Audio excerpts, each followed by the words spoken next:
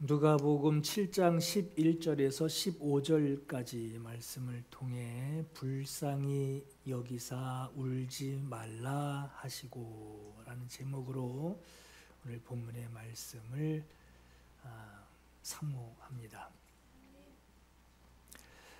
여러분, 우리가 주님께 기도하며 도움을 구할 때 가장 많이 하게 되는 말이 뭐죠?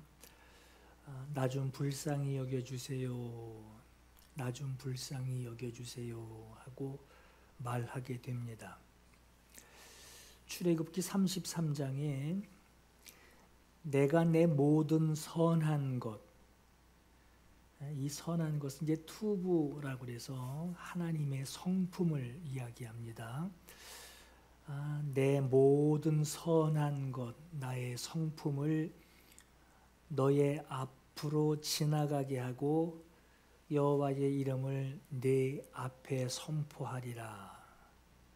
나는 은혜 베풀 자에게 은혜를 베풀고 긍휼히 여길 자에게 긍휼을 베푸느니라 했어요.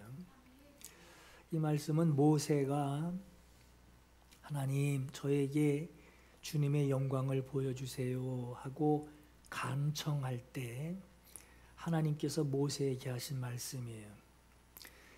내가 나의 모든 선한 것을 너의 앞으로 지나가게 하고 나의 거룩한 이름을 선포할 것이다. 이게 무슨 말씀이냐? 나의 성품을 너의 앞으로 지나가게 하고, 다시 말해서 하나님의 성품을 내 삶의 현장에서 내가 하나님의 성품, 하나님의 마음을 눈으로 볼 수 있는 기회, 지나가게 하신단 말이에요.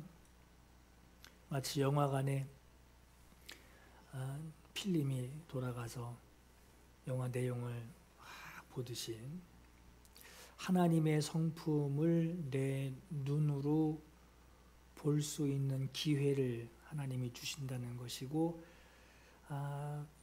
그 보게 된 것으로 사모할, 내가 하나님의 성품을 사모할, 하나님의 성품에 내가 불쌍히 여김을 받고 하나님의 그 마음에 내가 당사자가 되는 그런 기회를 주신다는 것이에요. 그러니까 이 말씀은 주님의 성품이 너를 네 앞에 지나갈 것이니, 지나갈 것이니 탁 참는 그 기회를 놓치지 말라는 거예요. 기회를 놓치지 말라. 순식간에 지나간단 말이에요. 새 번역에는 이렇게 나와 있어요. 나는 은혜를 베풀고 싶은 사람에게 은혜 베풀고, 베풀고 싶어 하는 분이 하나님이란 말이에요. 그러니까 은혜를 베풀고 싶은 사람, 야, 저 사람에게 은혜 베풀고 싶다. 은혜 베풀고 싶은 사람에게 은혜를 베풀고, 불쌍히 여기고 싶은 저 사람, 불쌍하다. 불쌍히 여기고 싶은 사람을 주님이 불쌍히 여긴다는 거예요. 내게 주어진 이 기회를, 은혜 베푸시는 분이 내 앞을 지나가실 때 내가 은혜를 받고 싶은, 나를 보실 때 은혜를 베풀어 주시고 싶은 그 하나님의 그 성품이 내 앞을 지나간단 말이에요.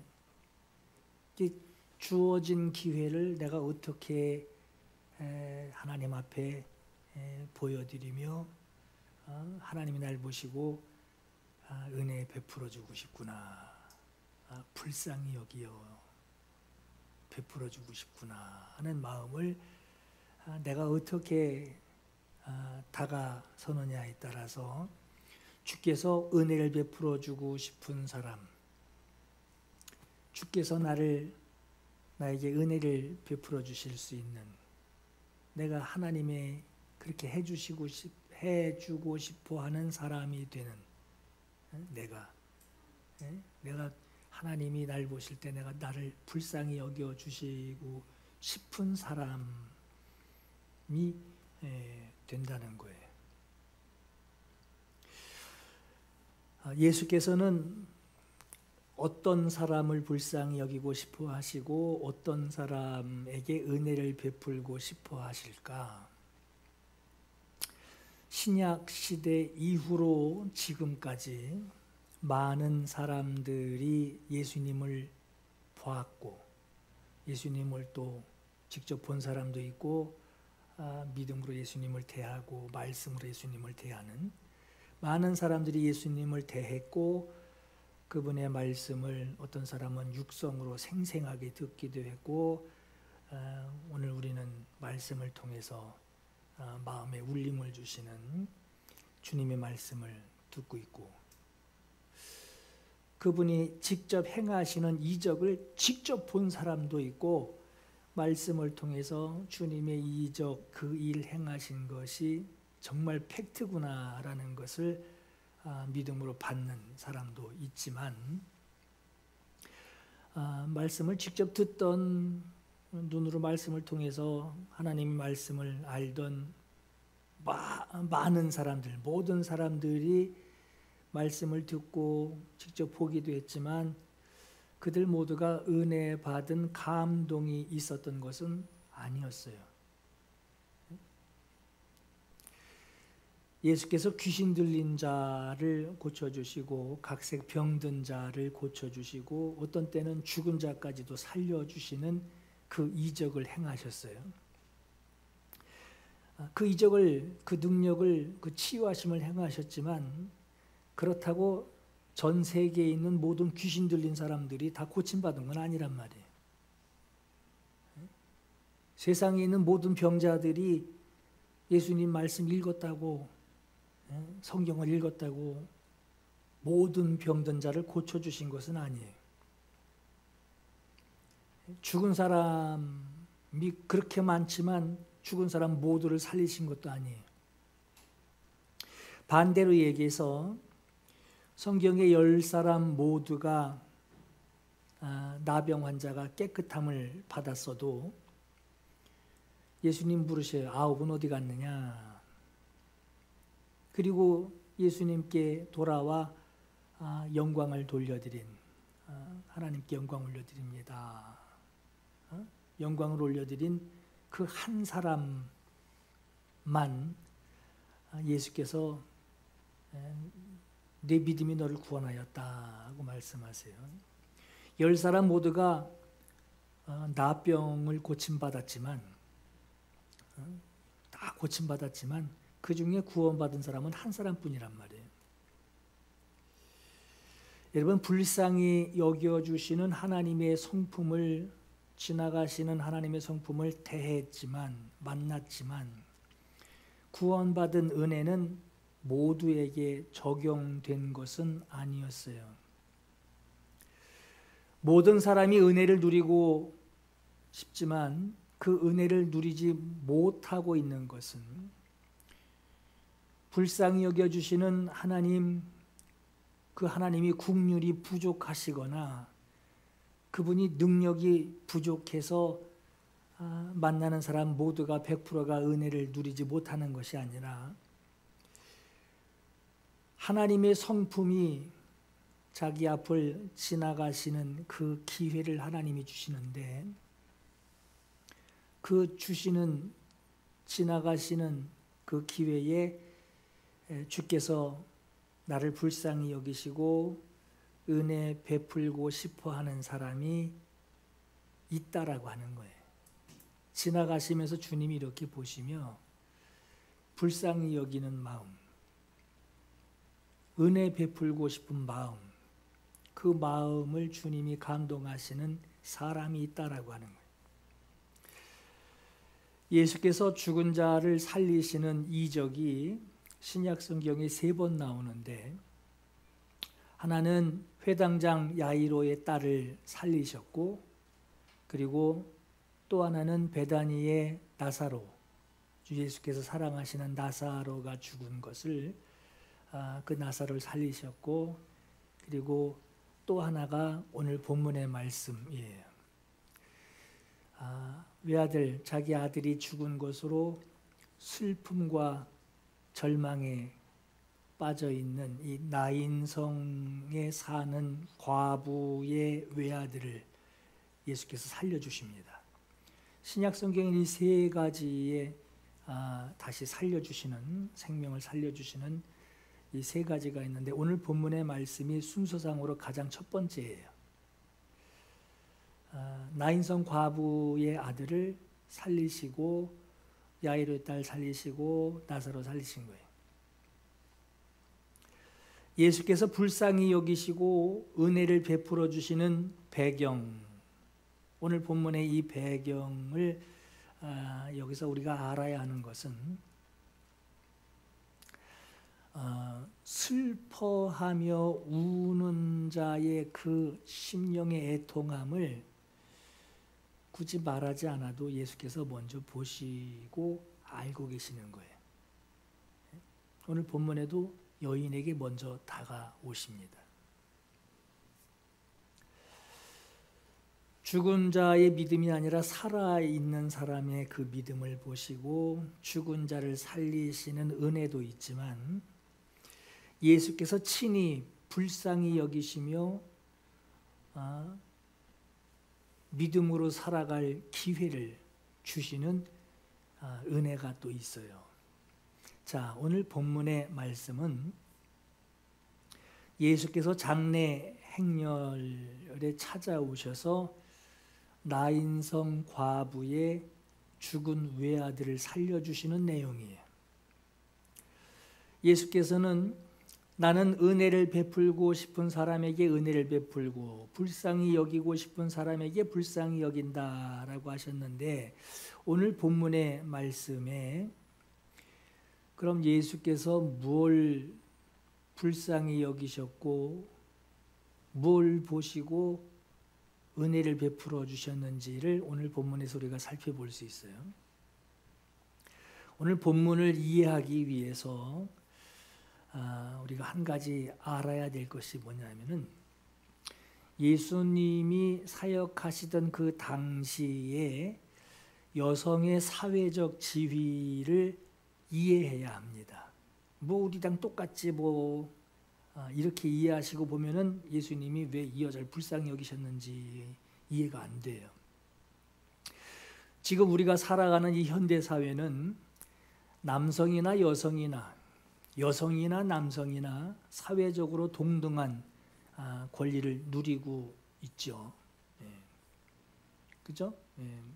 음식물 쓰레기 버리려면은 군소리 하지 말고 음식물 쓰레기를 버려야 돼요. 그죠?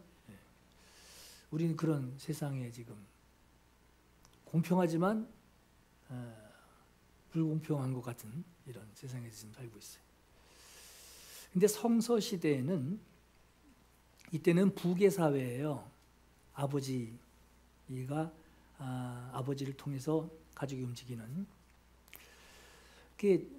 여자는 늘 남자에게 복종하고 남자의 그늘 아래에 들어가 종속되어 있는 생활을 하게 되어 있고, 여자는 남자에게 보호를 받는 존재로 살아가던 것이 바로 성서시대의 부계사회의 모습입니다. 여자는 결혼하기 전에 아버지에게 종속이 돼 있고, 아버지가 부재되어 있을 때, 아버지가 없을 때에는 큰오빠한테 사회적 지위를 여자는 보호받게 되어 있고, 결혼 후에는 남편에게 속하여서 남편의 보호를 받고 남편의 종속 아래에 사회적 신분이 허락이 됐어요. 남편이 만약에 죽으면 아들 장남에게 종속이 되어서 아들에게 보호를 받는 존재로, 사회적 존재, 사회적 신분으로 살아갔던 것이 예수님 시대의 모습이에요. 만약에 장남이 죽었다, 그럼 둘째한테, 차남에게, 둘째에게 사회적 지위로 어머니가 보호를 받는, 이게 바로 북의 사회의 모습이었습니다. 성서시대의 여자에게 취해진, 이 여자에게 취해진 사회적 모습이었어요. 어느 정도 얘기까지 나왔냐면은 예수님 시대에 유대 랍비들이 말씀을 가르칠 때에, 제자들을 데리고 말씀을 가르칠 때 어떻게 가르치냐면 공개적으로 이혼이 가능한 경우를 교육을 해주는데, 이혼 그러면 이제 아내에게 수치된 일들이 있을 때 이제 이혼이 가능하게 되는데, 근데 그 간음에만 국한시키지 않고 여자가 집에서 살림을 하다가 접시를 깨뜨렸다, 이것도 이혼 사유가 되는 것으로 랍비들이 가르쳤다라고 해요. 이런 세상에서 못 살겠죠. 그릇 한번 안 깨본 사람이 어디 있겠어요. 그래서 과부라고 하는 말이 이 당시에 히브리어로 알마나라고 그러는데 벙어리를 뜻합니다. 과부는 벙어리를 뜻하는 거예요. 왜 벙어리라고 불렀느냐? 억울한 일을 당해도 사회에서 자기 자신을 보호해 줄 남자가 없다는 거예요. 그리고 어디 가서도 자기가 하소연할 때도 없고 아주 사회에서 아주 벙어리가 된 것이 바로 이제 과부입니다. 이게 알마나라고 그래요. 이 같은 여자의 사회적 지위는 상속법에도 적용이 됐어요. 지금은 1대1로 나누죠. 1대1로 나누는 거예요. 지금은 남녀 구분 없이 상속권이 주어지지만 성서시대의 이 북의 사회에는 상속은 철저하게 남자 후손에게만 주어졌습니다. 여자는 제외시켰어요. 오늘 본문에 나오는 이 과부는 남편이 죽었어요. 그리고 하나인 그 외아들 하나 있었는데 외아들의 장남, 이 외아들의 그 보호를 받으면서 사회적인 지위를 아들을 통해서 보호받는 여인이었습니다. 남편의 모든 유산은 외아들에게 돌아갔었는데 문제는 이 외아들이 죽었어요. 이 외아들에게 소유되었던 그 모든 재산이 어머니에게, 과부에게 돌아갈 것 같은데 그렇지 않습니다. 아주 자연스럽고 당연하게 남편의 형제들에게 재산이 돌아갑니다. 외아들을 의지하며 살아갔던 이 과부는 아들의 죽음과 함께 유일하게 남아있던 사회적 보호막, 아들이 사라진 거예요. 아들만 사라진 것이 아니라 사회적으로 자기가 보호받을 진짜 벙어리가 된 거예요. 이런 과부의 딱한 처지를 나인성에 사는 이 마을 사람들 모두가 그 사정을 알고 이 과부를 안타까워하며 장례 행렬에 마을 사람들이 참여해 준 거예요. 당시 장례 절차에 참여하는 것도 남자가 하는 역할이 따로 있고요, 여자가 하는 역할이 따로 있었어요. 분명하게 구분이 됐습니다. 시체를 무덤까지 운구해 가는 것은 남자만 합니다. 그리고 시체를 운구해서 무덤에 안치를 시켜놓고 유대인들은 이제 날씨가 건조하기 때문에 시체가 썩는데 1년 걸려요. 너무 건조해서. 근데 이제 부패되는 냄새가 나잖아요. 그 시체에다가 이제 향유를 바르게 되는데, 이 시체에 향유를 바르는 것은 남자가 하지 않습니다. 여자가 합니다. 예수께서 여러분 십자가에서 죽으시고 나서 무덤까지 운구하는데 성경 읽으시면 11제자의 활동이 전혀 없어요. 그죠? 예. 그 보면서 이것들은 다 어디 갔어? 할 만한 아니 예수님이 죽으셨는데 이제 시체를 운구하는 일은 남자가 해야 하고 여자는 예수님께 향유 바르는 일을 합니다. 성경에는 예수님과 늘 함께하던 제자들이 예수님의 장례를 치르는 동안에 이 제자들의 활동이 전혀 기록되어 있지 않아요. 없단 말이에요. 남자들이 예수님을 운구해 가는 이 일에 11제자의 모습이 없었던 것은 예수님이 죽기를 바라고 어떻게든지 고소하고 죽이려고 하는 십자가에 못 박게 하소서, 십자가에 못 박게 하소서 하고 영향력을 끼치던 자들이 예수께서 십자가에서 무력하게 죽으시고 나니까 제자들이 절망에 빠집니다. 그리고는 이젠 자기 목숨이 이제 위태로운 거예요. 예수님을 따르던 자기 목숨까지 어찌 될지 모르는 가운데 두려움 때문에 예수님을 무덤에 안치하는 그 운구하는 일에 그 자리에 없었던 거예요. 그 일을 남자가 해야 되는데, 그런데 무덤까지 운구하는 일은 그럼 누가 했느냐? 아리마대 사람 요셉이 하게 됩니다.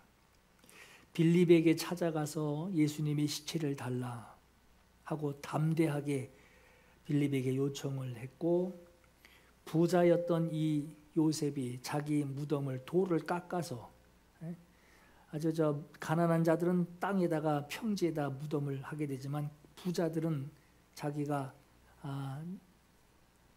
무덤을 정해놓고 그거를 정을 쳐가지고 깎아낸단 말이에요. 자기가 사는 동안 내가 죽으면 여기에 안치하게 된다 하는 그 요셉이 자기 무덤을 준비해놨는데 거기에 예수님을 모시게 됩니다.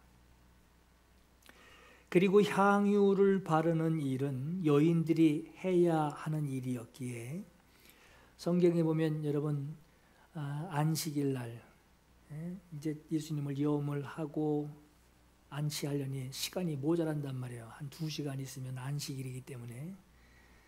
그래서 염하는 것도 바쁘게 빨리빨리 했을 거예요. 향유를 바르지 못하고. 그리고 안식일, 그 다음날 안식일이니 안식일 끝난 뒤에 향유를 발라드리기 위해서 안식 후 첫날 여인들이 예수님을 찾아가게 됩니다. 다시 이제 본문으로 돌아와서 이것을 이해하시고, 이렇게 남자의 역할과 여자의 역할이 분명하게 나뉘어져 있는 이 유대인들에게 나인성의 장례의 행렬, 상여가 나간단 말이에요. 장례 행렬의 모습은 운구는 남자들이 맡아서 진행을 해야 했기에 나인성에 있는 남자들이 시체 운구를 맡았단 말이에요. 그래서 장례 행렬의 맨 앞에는 남자들이 있게 됩니다. 그리고 장례 행렬의 끝에는 이제 향유를 들고 있는 여자들이 있습니다. 장례 행렬의 끝에는 죽은 외아들의 어머니, 그 과부와 그리고 동네 여인들이 따르게 됩니다. 이런 장례 행렬에 예수께서 그 장례 행렬에 찾아오신 거예요. 흔히 본문을 우리가 읽을 때면 우리는 여러분 죽은 과부는 이쪽으로 이제 관심 바뀌고 청년을 살렸어. 죽은 사람을 살렸어. 여기에만 초점을 두고 거기만 관심을 두는데 예수님의 관심은 죽은 청년이 아니라 과부였습니다. 불쌍히 여기시는 예수님의 관심은 청년에게 있었던 것이 아니라 어린 나이에 죽었네 하고 청년에게 관심을 둔 것이 아니라 이 과부가 지금 어떤 상황인지를 예수께서 아시는 거예요. 그리고 과부에게 관심을 두시고 과부를 먼저 찾아갑니다. 안 그러면 여러분 관부터 됐을 거예요. 스톱 했을 거예요.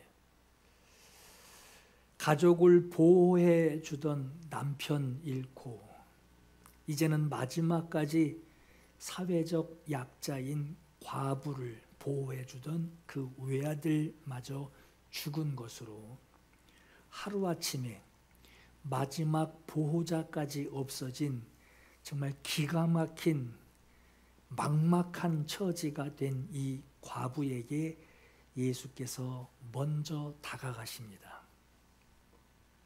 예수께서는 장례 행렬의 맨 뒤에서 땅 쳐다보며 하염없이 흐느끼며 따라오고 있는 이 과부에게 다가와서 위로하십니다.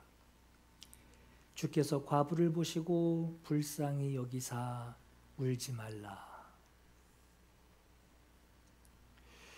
행렬의 맨 뒤에 있는 과부를 위로하시고 죽은 외아들을 운구하는 그 행렬의 맨 앞줄로 다가오십니다. 그리고 관에 손을 대시고 청년을 살려주시는 청년아 일어나라.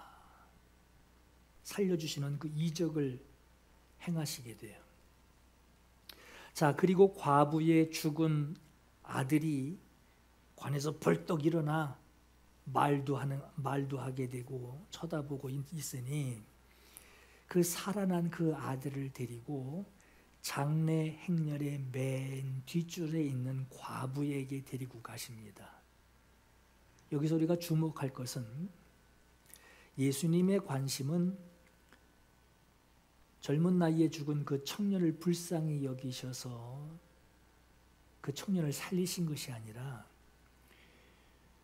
사회적인 그 처지, 그 위치, 과부의 위치를 불쌍히 여기셨던 거예요. 과부에게 무엇을 불쌍히 여기시고 은혜를 베푸시려고 과부에게 다가가셨느냐? 여인에게 보호자가 없다라고 하는 거. 보호자가 없다. 두 번째, 상속권이 없다. 상속권이 없다. 세 번째, 남은 것이 아무것도 없는 이제 홀로 살아가야 할 처지에 있는 이 여인을 예수께서는 그에게 다가가 불쌍히 여기사 왜 우는지를 아시는 거예요. 울지 말라. 자, 울지 말아라 라고 하는 것은 뭔가 방법이 있는 거죠. 어제도 친영이가 어제 전화 갑자기 해가지고 돈 없다는 얘기를 이제 해서 울지 말라. 이제 제가 그 멘트를 했다면 이제 걱정되는 거죠. 난 이제 책임감이 느껴지는 거라 울지 말라. 찡찡거리지 말라. 이렇게 얘기 안 하고 그냥 잘 지내. 그리고 끊었거든요. 여러분, 예수님이 울지 말라 하시는 것은 시끄럽다는 말씀이 아니에요. 울고 있는 그 여인이 왜 울고 있는지를 알고 있고 울고 있는 그 이유를 해결해 주시는다라고 하는 이 뜻이 담겨 있는 거예요. 그럼 어떻게 해결해 주셨느냐? 아들 살렸지 뭐 우리는 그렇게 쉽게 생각하겠지만 결론적으로 아들을 살리셨지만 아들을 살리신 이유가 뭐냐? 과부에게 보호자를 주시겠다는 거예요. 보호자. 이 의미를 여러분 좀 이해해야 돼요. 좀 주목하셔야 돼요. 보호자를 주신 거예요. 그리고 상속을 누리게 합니다. 다시 상속을 누리게 해요. 그리고 여러분, 이 과부에게 아들이 전부였단 말이에요. 전부. 생활의 전부였단 말이에요. 그 아들을 통하여 사회적인 지위를 누릴 수 있을 만큼 외아들이 자기에겐 전부란 말이에요. 이 모든 것을 아들을 살려주시는 것으로 모든 것을 다시 가진 자로 살아가게 하시는 것이 바로 예수님의 해결이었어요. 오늘 여러분들에게 아까 말씀드린 하나님의 성품이 내 앞에 지나가신다 하셨듯이 예수님께서 여러분들에게 이렇게 다가오셔서 이미 다 알고 오시는 거죠. 다가오셔서 나를 불쌍히 여기시고 은혜를 베푸시려고 내게 다가오시는데 예수께서 여러분들에게 오실 때 나 좀 불쌍히 여겨주세요 하고 말할 수 있는 그 일이 지금 여러분들에게 무엇이 있습니까? 나 좀 불쌍히 여겨주세요. 예수님이 오셨을 때 나 좀 불쌍히 여겨주세요. 과부처럼 분명한 이유가 있듯이 주님은 뭔가를 알고 오셨는데 나 좀 불쌍히 여겨주세요. 우리가 알아야 할 것은 예수께서는 이미 우리의 형편, 우리의 사정, 우리의 처지를 알고 우리에게 다가오십니다. 여러분에게 불쌍히 여기사 울지 말라 하시는 주님의 이 은혜의 말씀이 여러분들에게 이루어지기를 축원합니다. 목자가 없던 우리에게, 예전엔 내가 목자였단 말이에요. 예수님 알기 전엔, 영접하기 전엔 내가 목자고 내가 주인이고 내가 알아서 사는 이게 내 믿음이요 하고 말하듯이 목자가 없던 우리에게 예수께서 목자가 되어 주셨고, 보호자가 없던 우리에게 예수께서 보호자가 되어 주셨고, 상속받을 것이라고는 잠시 기뻐할, 세상에서 잠시 하고 몇십 년 사는 거, 그때 잠시 누릴 세상 것뿐이었는데, 그러나 그마저도 돈 벌기 쉽지 않잖아요. 그마저도 내게 쉽게 주는 것도 없고 주는 사람도 없고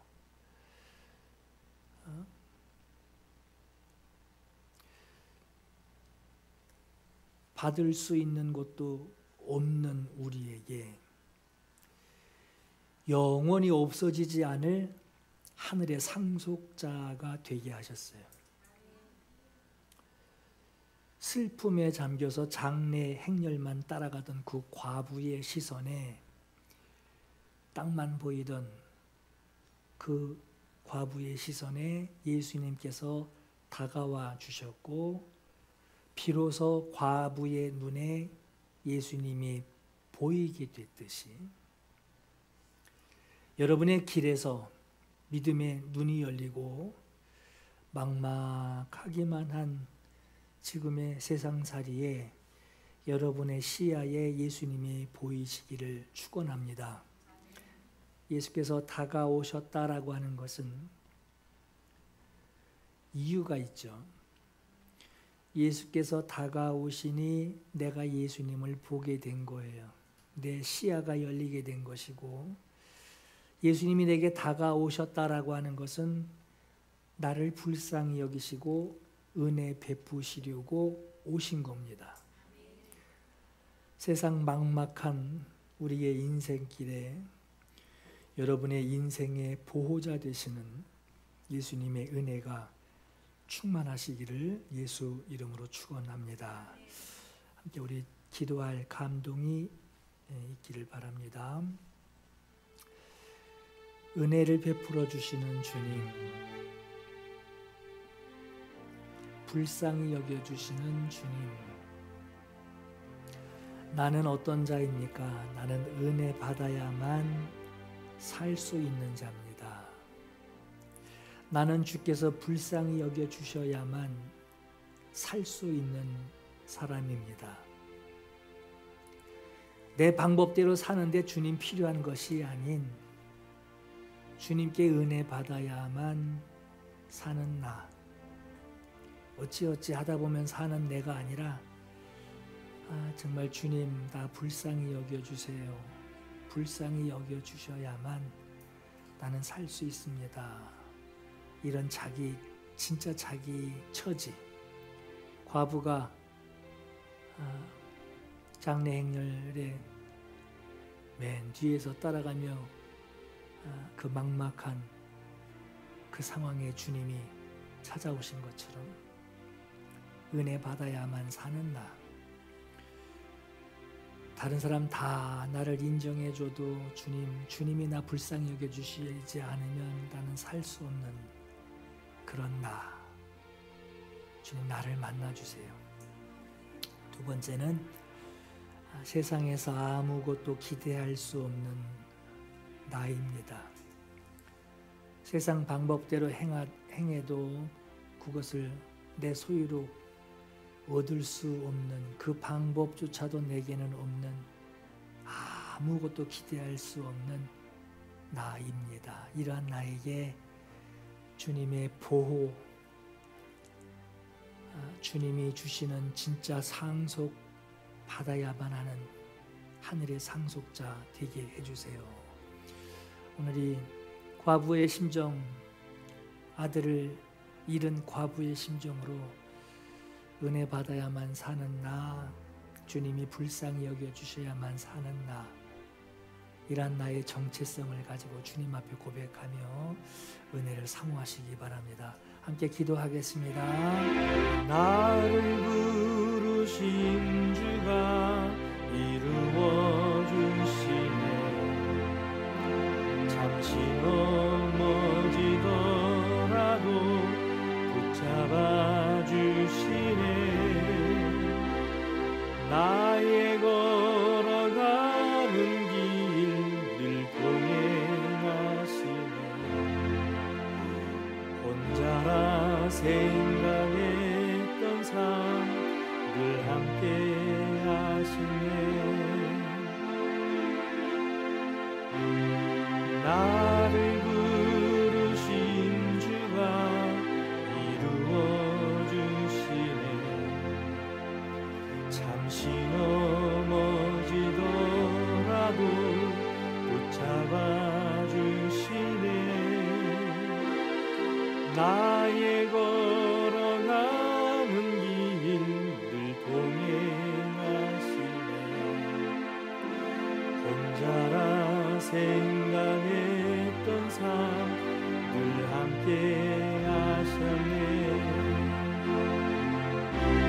나 찬양해 언제나 어디서나 부르신 그 뜻대로 나를